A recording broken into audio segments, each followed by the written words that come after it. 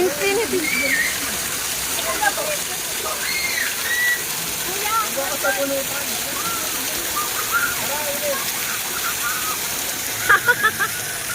Go ate. Hindi, magbibigyan ko muna kayo.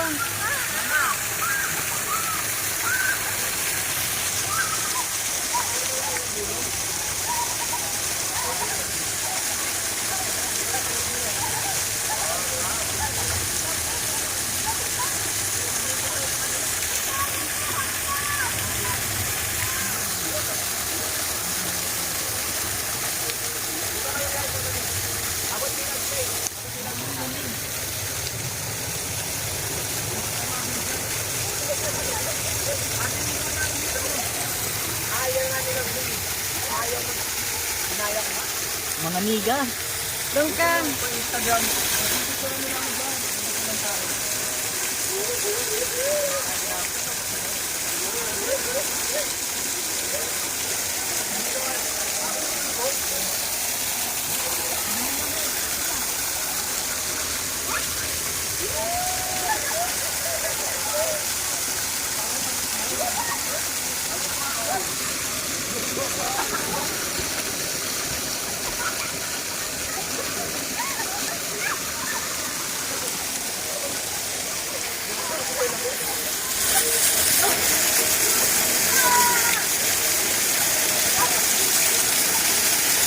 Uy, tingin kayo dito. Uy, harap kayo dito, harap. Yan. Lab, silab, silab.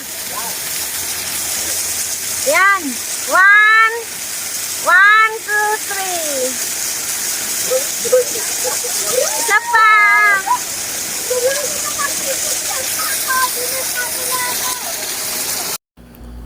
Nakakatuwa pag masa ng mga bata, ang mga anak ko nagkakatuwaan. Ito yung infinity pool. So, from here on, voice over na naman tayo kasi nga may mga music. Alam nyo naman po, kung vlogger kayo, you know what it means. So, bawal ang music at tayo'y mapapagalitan.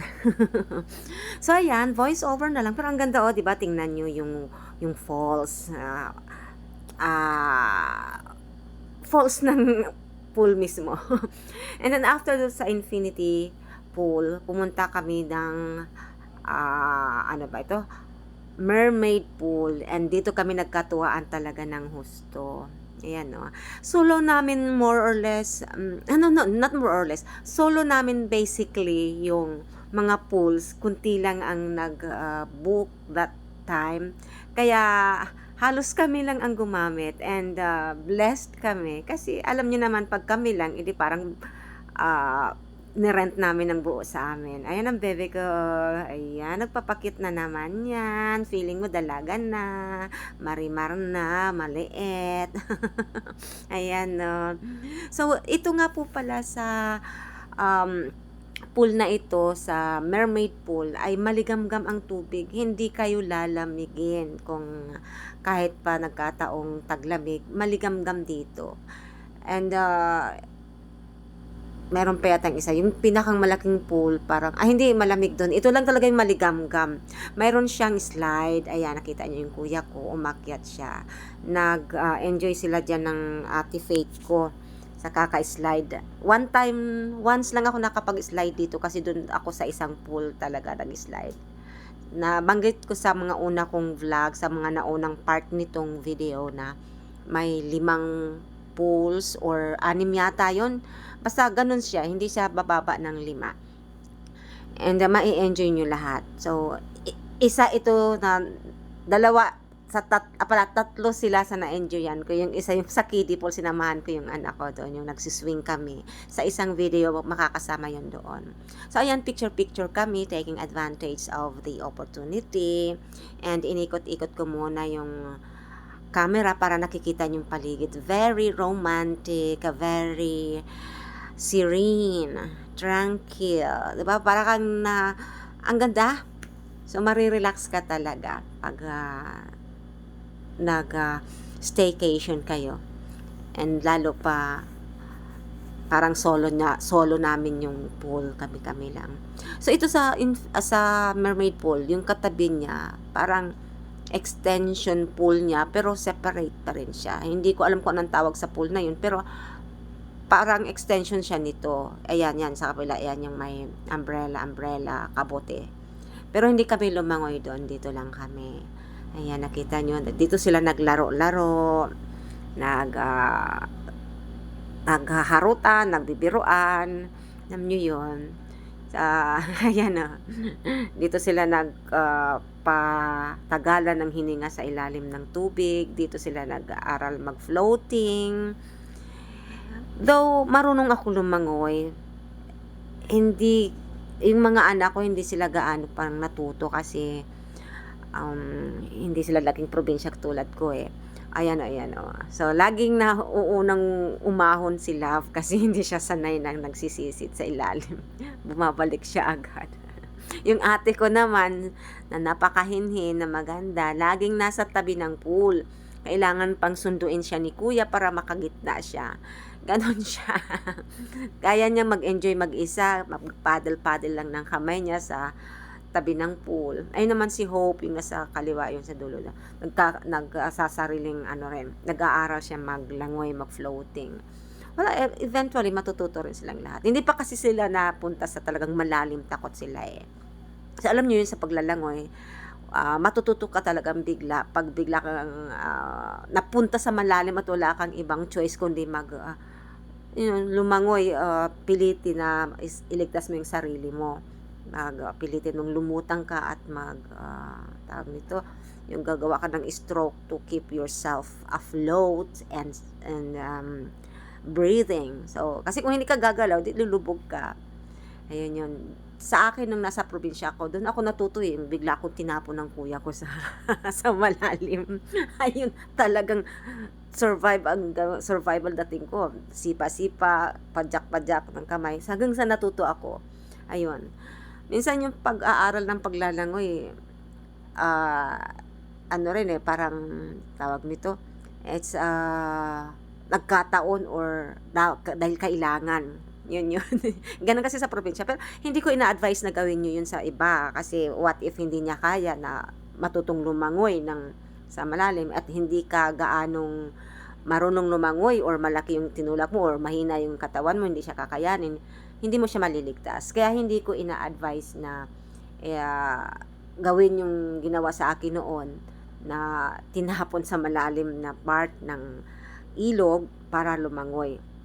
Doon lang yung nagkataon kasi na yung kuya ko noon, syempre mas malaki sa akin, mas malakas, bata pa ako noon. Kaya niya ako. Ayan, natapos na kami sa pool, lilipat na naman kami ng iba. Ayan. And dumaan kami sa gaganda ng mga anak ko na ang lalaki na nila, parang kailan lang. Mga baby ko lang sila problematic. Ako paano ko sila palalakihin. And I'm so blessed dahil nagsilakihan sila na mabubuti at maayos na mga anak, magagandang anak. I really am so blessed and I thank the Lord for this and for that.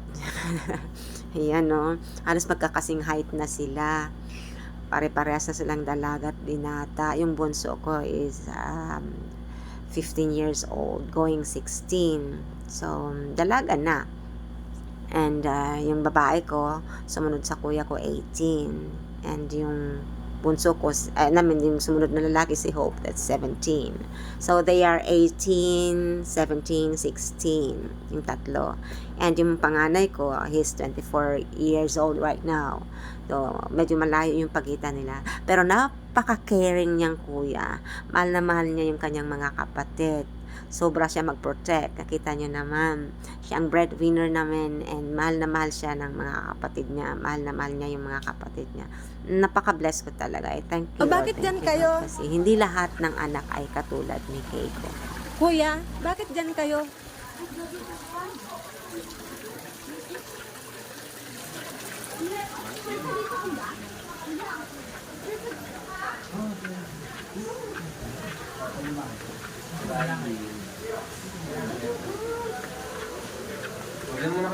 Bakit? Magsisiyar kayo? Ladies,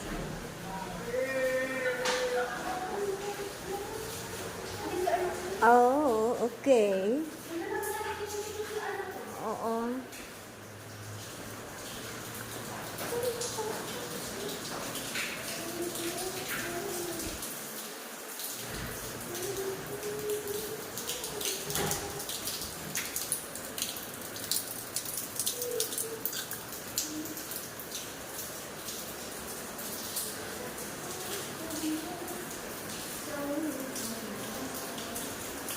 Ate, iihi ako, hawakan niyo to.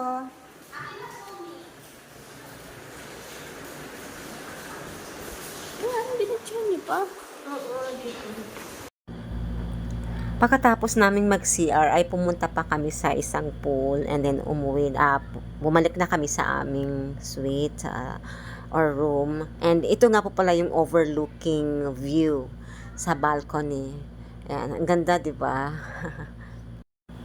Ang ganda-ganda talaga. Ayan, yung isang pool yan, yung katabi ng aming kwarto. Yan, ang ganda. Nakakapagod mag voice over. Gusto ko lang talagang i-save lahat ng memories namin dito sa video. And in times to come, in the future, maa-appreciate ito ng mga anak ko when, kahit ako, pag tiningnan namin o pinanood namin ulit. So, lahat ng mga magagandang events as much as possible ay nire-record ko at ina-upload ko. So guys, ito na ang aming first day and first night. Natutulog na. Ayan, tulog na sila, oh. Ah! Naliligo pa yung dalawa kong bebe na sa labas. Siyempre. Ayan, oh. Oh, sarap kain. Ayan, so ang gulo ng no? Pwede ba siya ito yung malaki, ito yung maliit. Ito yung malaki, ito yung maliit. Click mo lang. Ganon? Hindi, yung malitan. Oh. Ayaw naman eh. O baka sa phone ko lang. Ay, hindi na. Ayan. Ayan. Ayan. Ayan. Ayan. Ayan. Ah.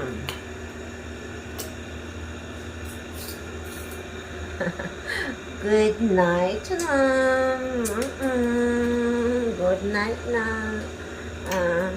Naliligo pa yung mga anakis kong iba.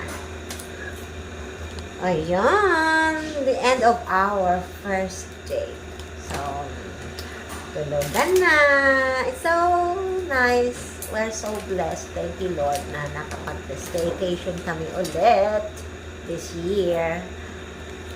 Summertime. And, of course, marami pa. Sunod ng bahala. Yan, kita nyo, ang ganda ng labas, yung overlooking sa bintana. Binuksan lang namin. Mas maganda dun sa sa terrace balcony. Ayaw ko nang bumaba ng kama, napagod ako. Yung basa na tsaka tsinelas. Oh. Ayan. Good night. Yan.